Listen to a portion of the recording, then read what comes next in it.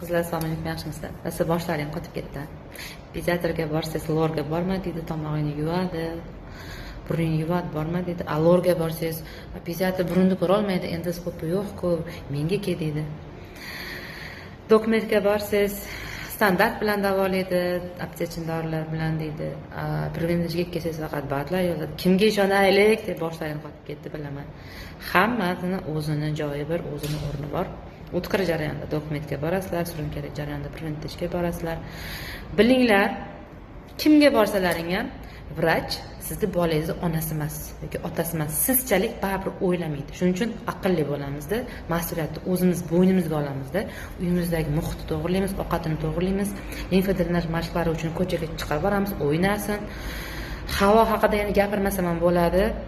Namlantiruvchilar olinglar. Har 5 oyda lor ko'riga, chunki har ikkita bolaning bittasi adenoid.